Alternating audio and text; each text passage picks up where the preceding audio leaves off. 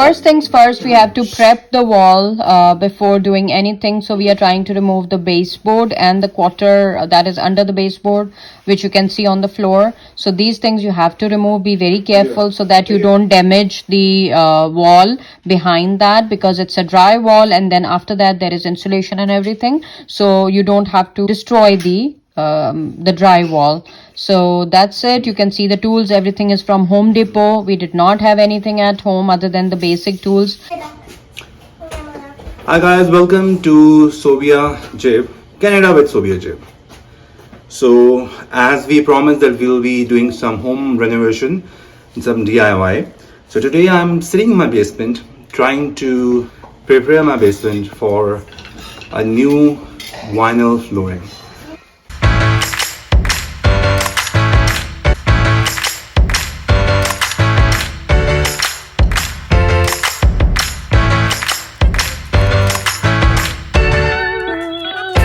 So let's prep our walls. First of all, we will take out all the nails, whatever is drilling is done on the walls. Take that out, all the belongings, everything, pictures, everything, just take it out.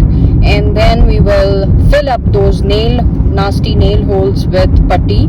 This is the putty which doesn't need a primer. You can get this from Home Depot. We got it from there. So once you put this, it will take the color of the wall once it dries, and then you can paint on top of that. So that's about it. Let's see what the next steps are. So as you can see, I'm wearing this mask. This is called a dust mask.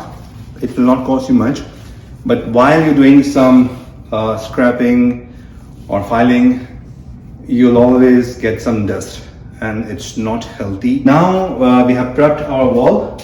As you can see, a little bit is left. Couple of things. This is a tray. This is a roller. This is a full set you can get from Home Depot. Yeah. Such brushes to use on the corners to avoid any touch-up over here.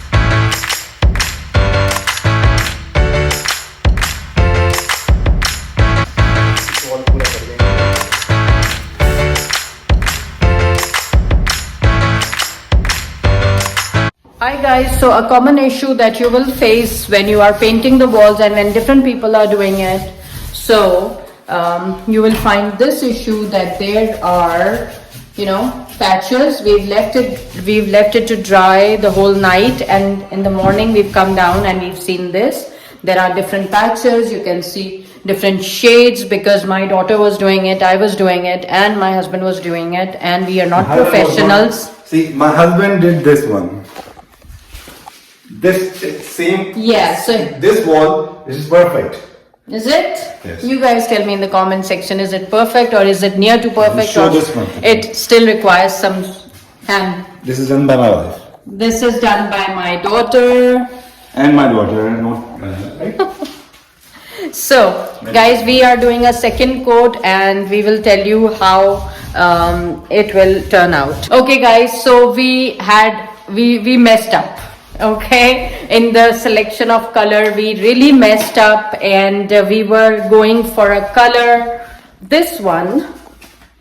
This is the original color that was done when this house was handed over to us, and so we wanted the same color. We wanted a touch up because we have to do the flooring and everything. So before that, it's a good idea to do the painting first. There was a tip given to us by by our Home Depot people when we were buying the flooring. Coming back to the issue, the color issue, this is how dark it is. It has been. Then next year we will think about giving it a lighter color.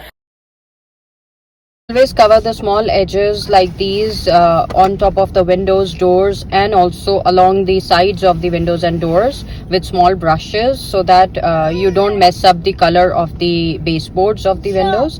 And then on that, do a second coat with the roller. With a smaller roller, you get smaller rollers than these, and you can buy those, and you can do the small corners.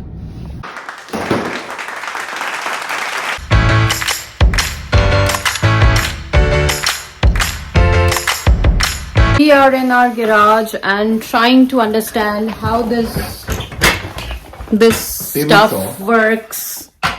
It's a table saw, and we have that miter saw here. So we will use it and let you know how we are doing everything. And this is how far we have come.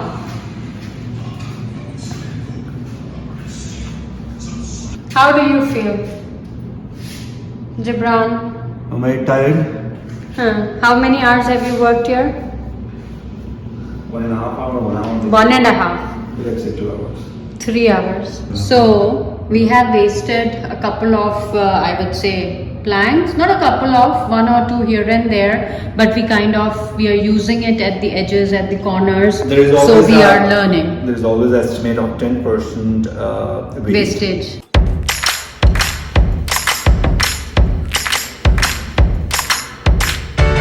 Ta-da! This is the look. It's not the final look for sure.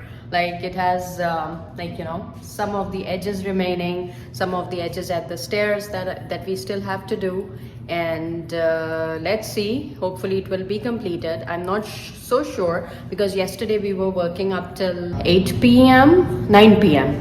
and so we are very, very tired today. We want to rest today because from tomorrow the workday will start for everyone, to rest and do a couple of other things such as groceries and all. Now, a few tips that I wanted to give it to you. First of all, always prep the floor. It shouldn't be dusty. It shouldn't have uneven things, objects, little rocks, stones on that, whatever. Wipe it, clean it, and then start with a clean, fresh floor. Always start with the top left corner, and that is the corner we started from, and this is the longest wall. So we started from there and always go parallel, like side by side, and then the second row and then side by side. When placing the plank, it's always good to see, this would be the edge out. This would be the edge out of the click and snap, whatever you call it, from here and on the right side. So this is the correct position. This will be the smaller one. This will go at that on the top left side, and then this is how you are going to place the rest of it all. And when you are cutting, if you cut from here, you will cut the click and snap thing. So always cut from this side, because this side is going to go under the wall, which will be secured by the baseboard on top of this. So this part will be secured. So you have to never cut it from this side. And then we have to give it edges. We have to cut one line short, one line longer, then one line in between. So you have to give a haphazard pattern. You really don't have to have these joints one after the other. Your joints can come alternate, or they can come haphazard, as you wish, to give it a more natural and a more realistic and a beautiful look.